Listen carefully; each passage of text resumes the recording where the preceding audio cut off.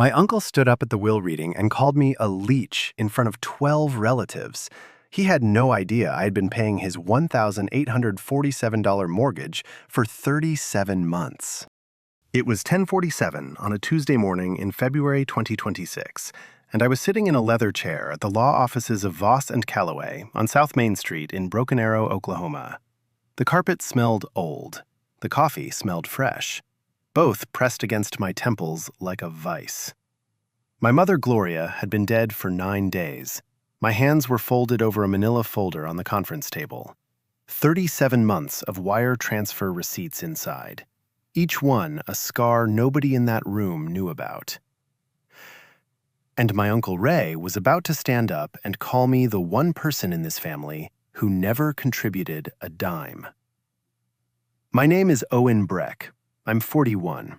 I've been driving long haul out of Tulsa since I was 23, CDL-A license, a Peterbilt 579 that I kept running on stubbornness and duct tape.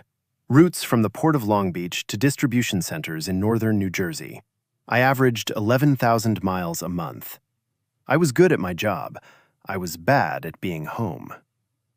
My mother, Gloria Breck, was diagnosed with stage 3 pancreatic cancer in January 2023.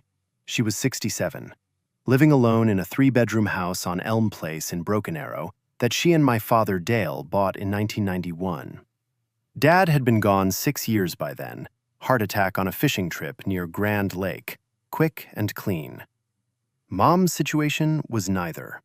The medical bills started at $4,200 a month, chemo at St. Francis Hospital in Tulsa, prescription copays that stacked up like parking tickets, a home health aide named Renata who came 3 days a week to help Mom shower, eat, and get to her appointments. Insurance covered some of it, not enough. Not close. I didn't tell anyone what I did next. I started wiring money in February 2023. Every single month, $1,847 went out, split 3 ways. First, Mom's medical shortfall, roughly $1,100 a month to cover what Medicare and her supplemental plan wouldn't touch. Second, Uncle Ray's mortgage on his split level in Broken Arrow, $487 a month. Mom had called me crying one night and begged me to help because Ray, her younger brother, had been laid off from his plant supervisor job at a plastics manufacturer in Sapulpa. He was 3 months behind. She said he'd lose the house. Third, my cousin Shelby's car payment, $260 a month on a 2021 Hyundai Tucson she needed to get to her dental hygienist job in Owasso. Shelby was Ray's daughter, 29 years old, single mom of a 4-year-old. Mom asked, I paid. I did this for 37 consecutive months, February 2023 through February 2026. I pulled every dollar from my own paycheck. No loans, no credit lines. I ate truck stop food, slept in my cab to skip motel charges, skipped every oil change on my own rig until the engine light became background noise. Total outlay? $68,339. The family never knew. Mom knew about the medical payments, but I made her swear not to tell Ray or Shelby. I didn't want the weight of their gratitude. I just wanted her comfortable and my family housed. What I got in return was silence and judgment. I missed Thanksgiving 2023 because I was hauling frozen goods from Amarillo to Memphis. I missed Christmas 2024 because a snowstorm trapped me at a rest stop outside Joplin for 2 days. I missed Mom's 69th birthday because I picked up a double run to make rent on my apartment. Every single absence was cataloged. Ray told anyone who would listen that I was checked out, selfish, just like his old man, he'd say. Always on the road, never in the room. By late 2025, I was pulling 14-hour shifts and clearing $5,800 a month after taxes. Nearly a third went straight to the family. I was 41, unmarried, living in a 1-bedroom apartment off I-44 in West Tulsa. Mattress on the floor, coffee maker on the counter. That was it.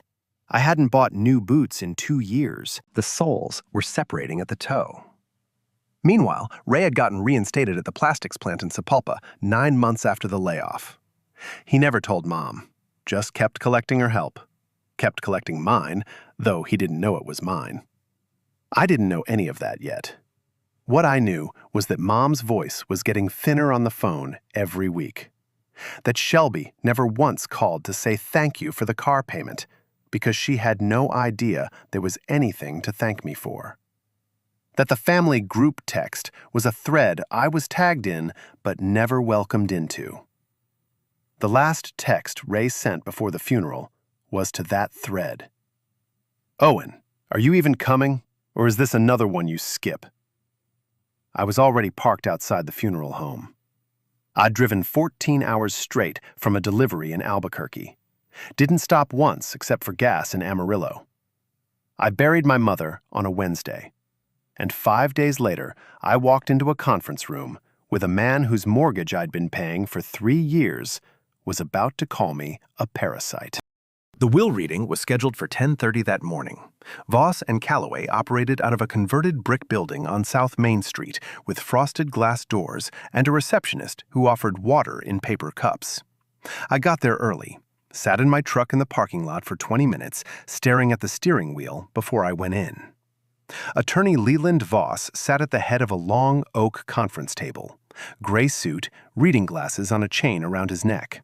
He had a quiet authority about him, the kind of man who'd read 100 wills and learned that grief makes people ugly. Mom's estate was modest. The house on Elm Place, a savings account, a life insurance policy worth $40,000. Personal effects. That was it. That was 69 years of Gloria Breck reduced to a legal summary on cream-colored paper. I walked in wearing the same dark jacket I'd worn to the funeral. I hadn't slept, hadn't eaten either, unless you count the gas station coffee I'd poured down my throat in the parking lot. I sat at the far end of the table, put the manila folder flat under my hands, said nothing to anyone. Shelby was across from me, red-eyed, picking at her cuticles the way she'd done since she was a kid. She looked like she'd aged 5 years in 9 days. Ray sat next to Voss like he owned the room.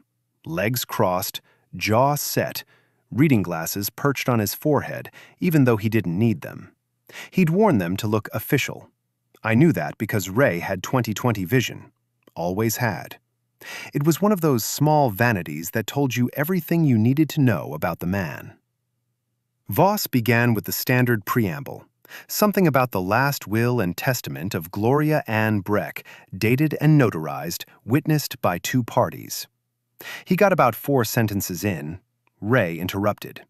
He stood up, put both palms flat on the table, looked directly at me.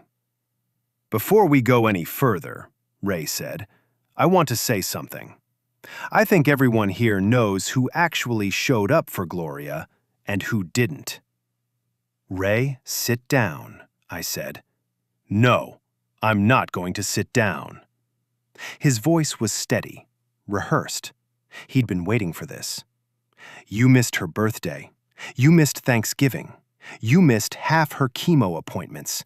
You were out on the road making money for yourself while the rest of us were here actually taking care of her. You don't know what you're talking about. I know exactly what I'm talking about." He pointed at me, finger straight, knuckle white. "You are the one person in this family who never contributed a dime. You're a leech, Owen.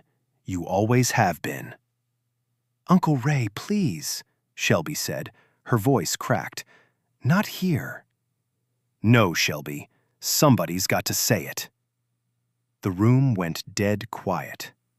Just the hum of the HVAC and the receptionist's phone ringing somewhere down the hall. Voss had his pen frozen above the page.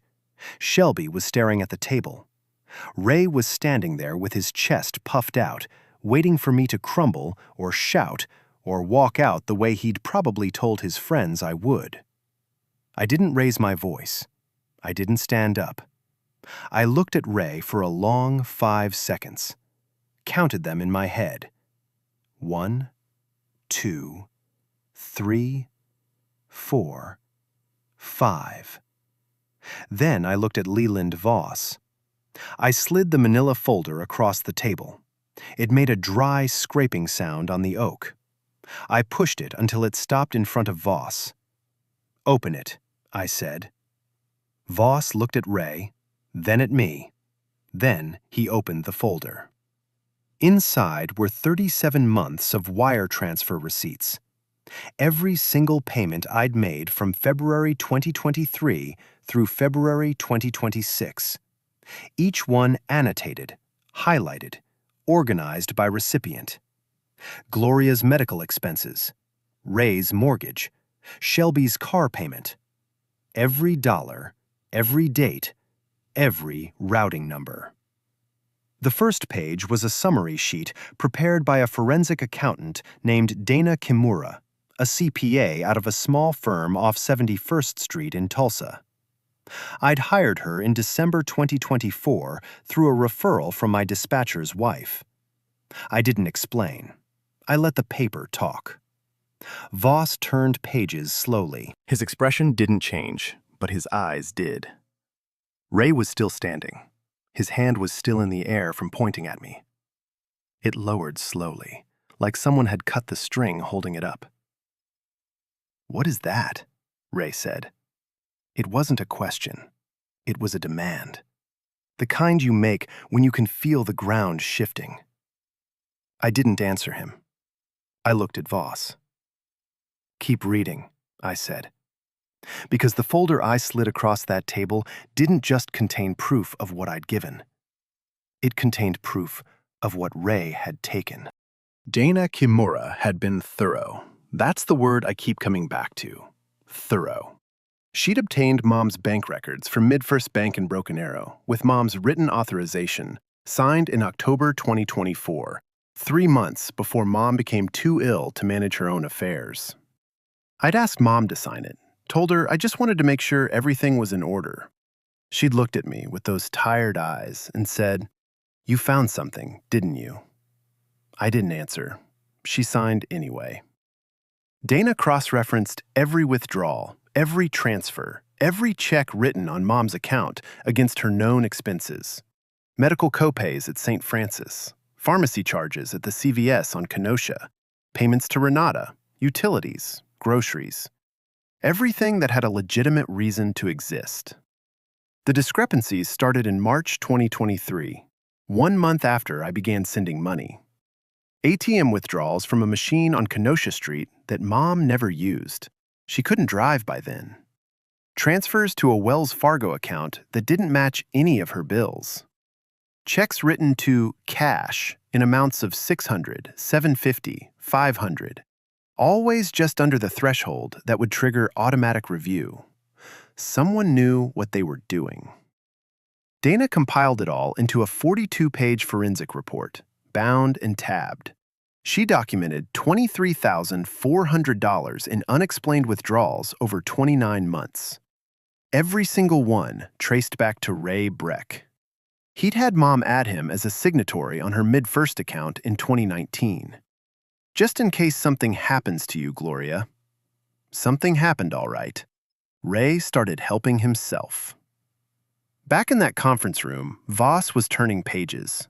Ray's posture had changed. He uncrossed his legs, leaned forward.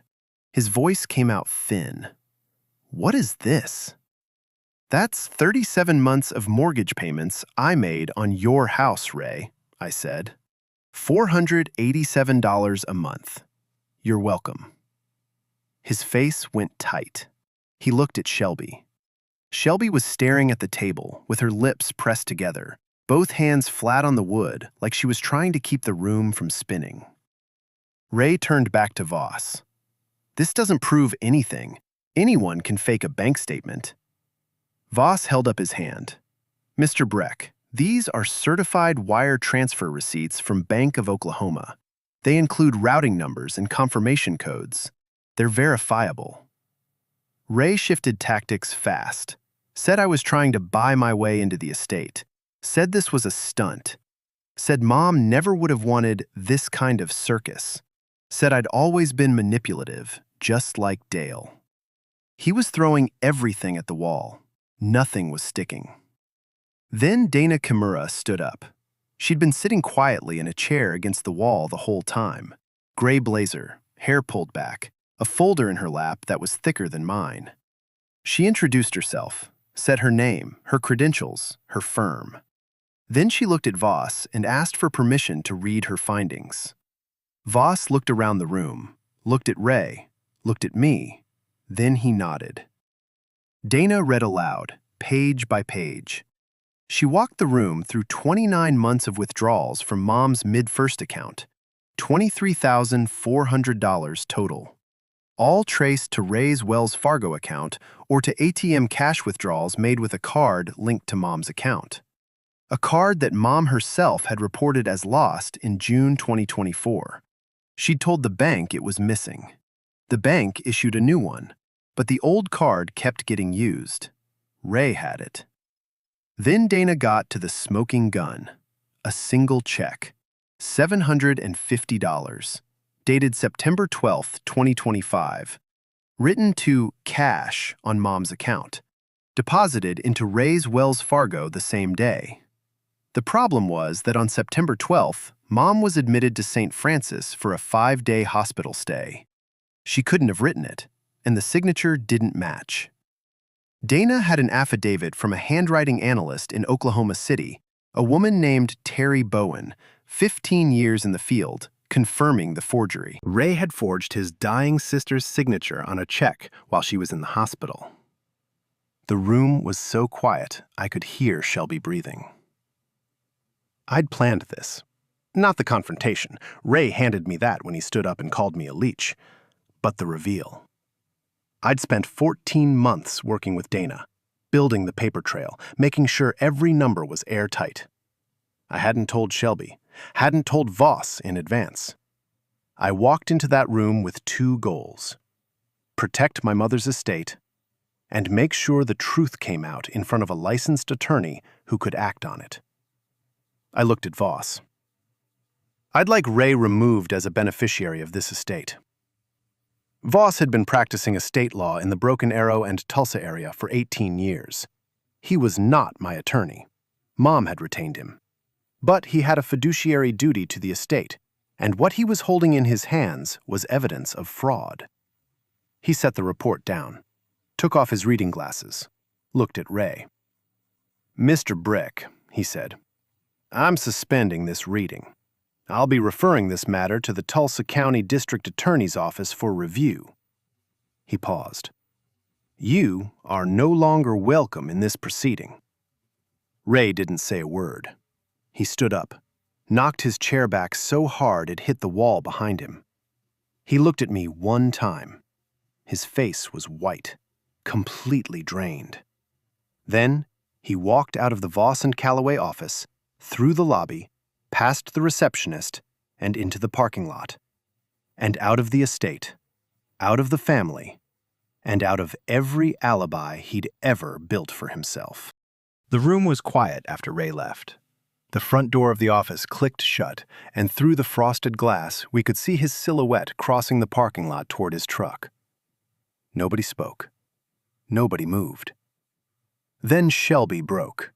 Not the quiet kind of crying, the kind that comes from the chest, the kind that bends you forward in your chair until your forehead is almost on the table. She had the summary page of my wire transfers in front of her. I watched her eyes move across the line with her name on it. Shelby Breck, $260 a month, Hyundai Tucson, 37 months, $9,620 total. She looked up at me, mascara running, lips shaking. "You paid my car off?" "Mom asked me to," I said. "She never told me." "I asked her not to." She put her hand over her mouth and closed her eyes. Voss gave us a moment. He sat there with his hands folded, patient, like a man who understood that some silences need to run their course. Then he reached into his briefcase and placed a single document on the conference table. Gloria's notarized last will and testament, dated November 14th, 2025, revised 3 months before her death. I hadn't seen it before, None of us had. But I noticed one detail immediately. The witness signature on the second page. Dana Kimura. Mom had known. In the revised will, she'd removed Ray as a beneficiary entirely. She left the house on Elm Place to me. She left the life insurance, the full $40,000, to Shelby. She left her savings, what was left of it after Ray had picked it clean, to be split evenly between us. There was a handwritten note in the margin of the last page, in Mom's shaky cursive. It said, "Owen kept us all standing. Make sure he knows." I didn't read that until later. Voss handed me the original after the reading. I sat in my truck and read it under the dome light, and I cried for the first time since she died. Voss read the revised will aloud in that conference room. When he finished, I picked up the manila folder, closed it, held it against my chest. It felt lighter than it had when I walked in, like the weight of it had transferred to the record. I didn't need to carry it anymore. The following week, Voss referred the forensic report to the Tulsa County District Attorney's Office. Ray Breck was investigated for financial exploitation of a vulnerable adult under Oklahoma Statute, Title 21, Section 843.4. He was charged in April 2026. His Wells Fargo account was frozen pending restitution proceedings. He was terminated from his job at the plastics plant in Sapulpa after the charges became public record. The $23,400 was ordered returned to the estate. I declined my share of the restitution, told Voss to put it toward the property taxes on Elm Place. I didn't want Ray's money. I never had. Ray's wife, Linda, filed for legal separation in May 2026. I heard about it from Shelby. I didn't ask for details. Shelby called me the night of the will reading. It was after 11. I was sitting in my truck in the parking lot of my apartment complex off I-44. Engine off, windows down, February air cutting through the cab. My phone lit up, and I almost didn't answer because I was tired in a way that sleep doesn't fix. But I picked up. She was sobbing, could barely get the words out. "I'm so sorry," she said. "I didn't know. None of us knew." That was the point, Shelby. "Do you hate me?" "No." "Can we start over?" I was quiet for a second. Watched a streetlight flicker across the lot. "We don't need to start over," I said. "We just need to stop pretending I wasn't here." Ray called twice in the weeks that followed. I didn't answer. I had nothing to say to him that the paperwork hadn't already said.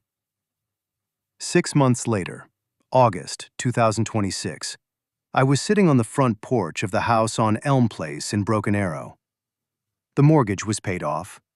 I'd hung a new screen door and repainted the mailbox the same green my father Dale had chosen in 1991. Renata, the home health aide, had left a potted plant on the porch step the week after the funeral. It was still alive. I watered it every morning. I was drinking coffee from Mom's blue ceramic mug, the one with the chipped handle that she'd used every single morning for as long as I could remember. The coffee tasted better out of that mug. I don't know why. It just did. Shelby was inside washing dishes. She'd started coming by on Saturdays. Sometimes she brought her daughter. Sometimes she just brought groceries, and we sat on the porch and didn't say much. That was enough. The Peterbilt was parked in the driveway. I'd cut my routes to regional, Oklahoma, Kansas, Arkansas. I was home by Friday now. They called me a leech, said I never showed up, never contributed, never gave a dime. And I let them believe it, because the people I was helping didn't need to know I was helping them. They just needed the help. But I'll tell you this, the next time someone calls you a burden, ask yourself who's actually carrying the weight. Because in my family, the man they called a deadbeat was the only one keeping the lights on.